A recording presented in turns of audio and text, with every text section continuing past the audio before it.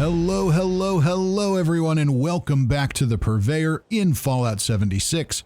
We're here for our weekly visit where we'll burn through 1,000 scrip on 3-star legendary ranged weapons.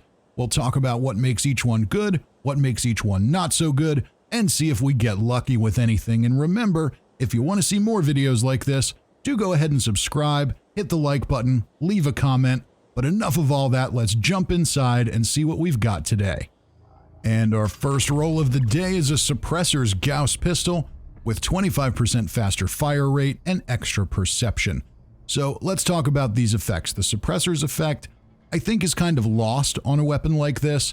Something like this, your goal is to kill things in 1 or 2 shots. You're not going to spend a whole lot of time fighting things while you're using this weapon, so suppressing their damage is kind of pointless. Extra perception is going to make targeting in VATS a little bit easier, but that's really about it. And 25% faster fire rate, I'm not sure if this really even does anything on a weapon like this. And to find out, I'm going to pull another Gauss pistol out of my stash, and we're going to test it right here, right now, and see if faster fire rate actually does anything on a Gauss pistol. Here's the faster fire rate. And here is a non-faster fire rate. Basically the same time in my little non-scientific test. What happens if we charge one up first? We'll go back to the faster fire rate weapon here. And we clock in at 101 on the video time code. I know that's a little weird for those who aren't familiar, but it's a good measure of time. And 101 again, and I edited that to the frame. There is not a bit of difference there. So faster fire rate has absolutely no effect whatsoever on Gauss weapons. If there was a debate about that, we can now put it to rest. We can fire each of them as fast as we can. I was pulling the trigger more than it was firing when we were not charging it up, and it didn't seem to make a difference. Charging it up takes exactly the same amount of time. So there, now we have satisfied that curiosity. Let's see what else Mama Mumbles has for us today. Okay, and our next roll is a Suppressor's Tesla rifle with limb damage and faster movement speed while aiming. While I'm not a huge fan of the Suppressor's effect in most cases, if there is a weapon where it kinda works, it might be the Tesla rifle. Your goal when using a Tesla rifle isn't generally to put out tons of damage. Instead, it's to chain your shots through multiple enemies, tagging as many as possible and collecting as much XP as you can. So there's something to be said for actually doing a little less damage with this weapon.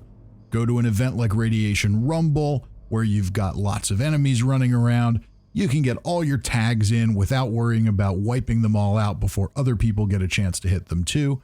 So that's kind of nice. Limb damage, not a huge fan of this in general, but on a weapon like this, hey, if you can cripple a limb and slow some things down, maybe that's not a bad thing, especially if we're pairing that with reducing their damage. Faster movement speed while aiming is pretty much lost here. This is definitely a hipfire weapon. You're very rarely going to be aiming down the sights. So while I personally don't love it, those first 2 stars could make for kind of a logical, if not popular combination. Let's move along. And now we've got a Mutants 10mm pistol with extra VATS hit chance and VATS critical meter filling 15% faster. So the Mutants effect is an interesting one. Of late, now that there's talk of a legendary effect rebalancing coming up, we're seeing a lot of popular talk from people about how they would love to see mutants become 10% damage for each mutation. I think anyone who's hoping for that should probably temper their expectations. Let's be realistic with ourselves here. If they did that, this would become the instant meta, because any high-level player, by and large, has more than 5 mutations, so you would have to give up absolutely nothing to get a 50% damage buff. So yeah, probably not going to happen. Could it see some kind of buff? Sure. Could it see some kind of more unique change? Sure. But I don't think it's going to be 10% per mutation, even if that maxes out at 5. 33% VATS hit chance is always good. That helps us target weak points like heads. That's very important on a weaker weapon like the 10mm pistol. And our VATS critical meter filling faster is going to help us get more critical shots, which is great if we're running a VATS pistol or VATS gorilla build. You can get a lot of mileage out of something like that. This is going to be a good candidate for a weapon to hold on to re-roll that primary effect once legendary crafting comes up. It'll be really interesting to see how that works and whether it's as good as people are hoping it will be. I guess time will tell.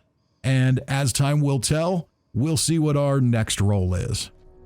And here we've got a troubleshooter's pipe bolt action pistol with bashing damage and 250 damage resistance while reloading. So let's talk about this one. The pipe pistol, or the pipe bolt action pistol rather, is one of the unique pipe weapons that you can put a rifle stock on and double dip your perks.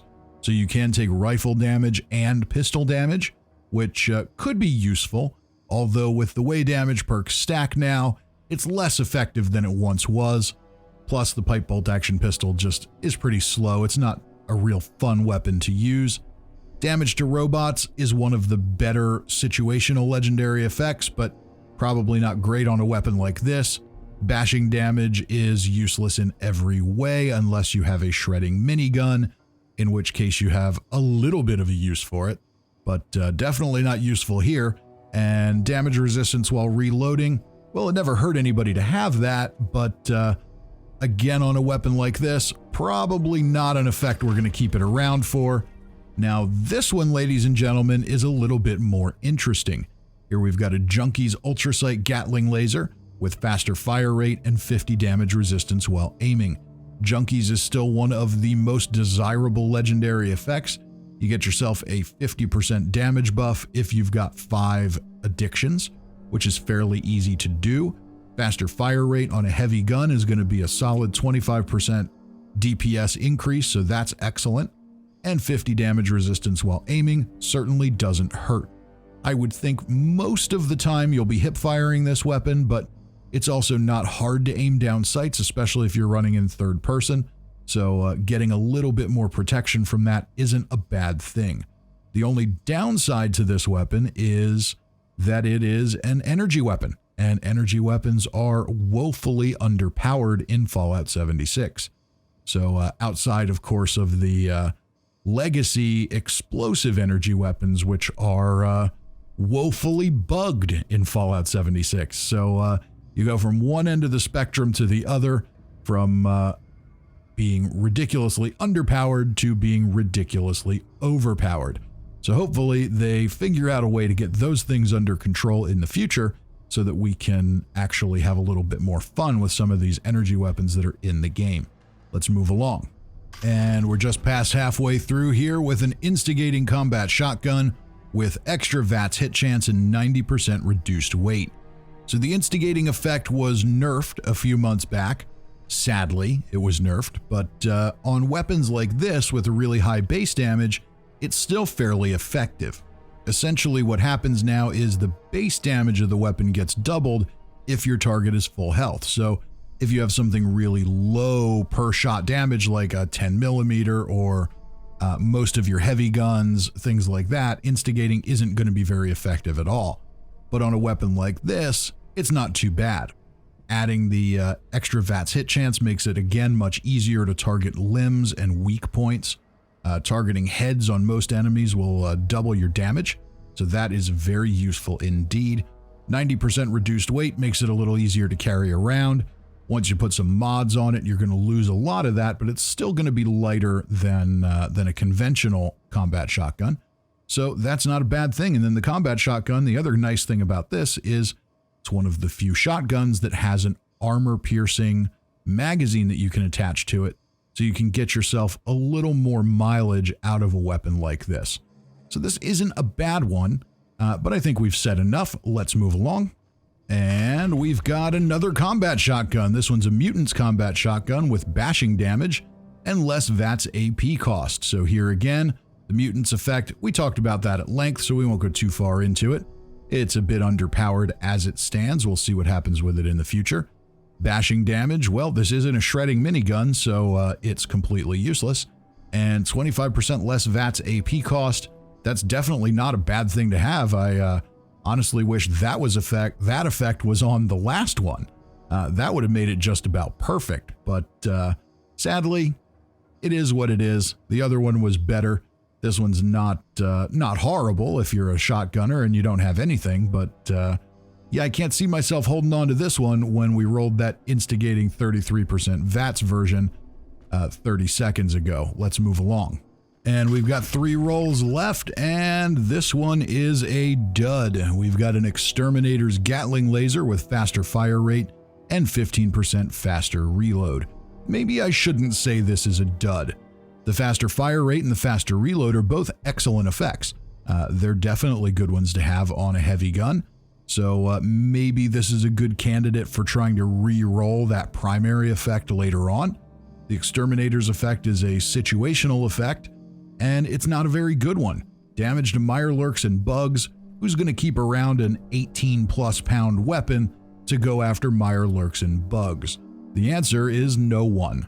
But maybe it makes sense to hold on to this and try and re-roll that effect later. Much like the other Gatling laser, this one is another energy weapon that is woefully underpowered. This one is even more underpowered. The other one was an ultrasight Gatling laser that does do a little more damage. But with that said, I digress. We all get the point here. We've been through some of these effects already. Let's move along.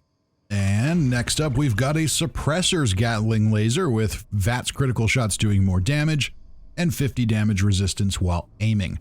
So we talked about the Suppressor's effect at length, I think, so we don't need to dwell on that. I think it's fairly useless. In this game, it just simply makes more sense to kill your enemies before they can hit you than it does to try and reduce their damage output. VATS critical shots doing more damage is a great effect, but not on a heavy gun. You can see how low the base damage on this weapon is here, so getting a critical shot is not going to be all that effective in the first place. And damage resistance while aiming certainly doesn't hurt, but again, the weapon is over 18 pounds. Nobody's holding on to that just for a little more protection while they're aiming it. Let's move on to our last roll and see if we've got any more winners today. And we wrap up our trip with a Hunter's Gatling plasma with 10% damage while aiming and 25% less VATS AP cost. So sadly, not a winner, ladies and gentlemen. The Hunter's effect, extra damage to animals. It's another situational effect that just isn't very desirable. With those, you know, your mutant slayers, your troubleshooters, your zealots, those can be useful for certain builds. If it's the right kind of weapon for you, then, you know, there's things that you can plan on with those, but nobody's going hunting for animals. 10% damage while aiming on a largely hipfire weapon is kind of lost. VATS perks on heavy guns, I think for the vast majority of people, that's a waste. So sadly, we didn't get a lot good today. That instigating combat shotgun is interesting, but while we didn't get any really good weapons, let's see if the RNG gods will be good to us here at the Porta Diner. I've made it a point here to play this every time we come, and today, for the first time, I think ever in the history of my Fallout playing career, we have successfully won the perfectly preserved pie from the Porta Diner. This is how you do a perfectly preserved pie. You don't climb up on top of West Tech for it. You don't get it out of a scoreboard. You get it after painstakingly smacking that machine and trying to get it legitimately, doing it a million times, finally getting that perfectly preserved pie, and then proceeding to gobble it up out of your Pip-Boy. And that, ladies and gentlemen, is going to wrap this video up for today. I do hope you enjoyed it, and if you did, do go ahead and subscribe, hit the like button, leave a comment, follow me on Twitter. There's always a lot more to come on the channel, and I do hope that I see you next time.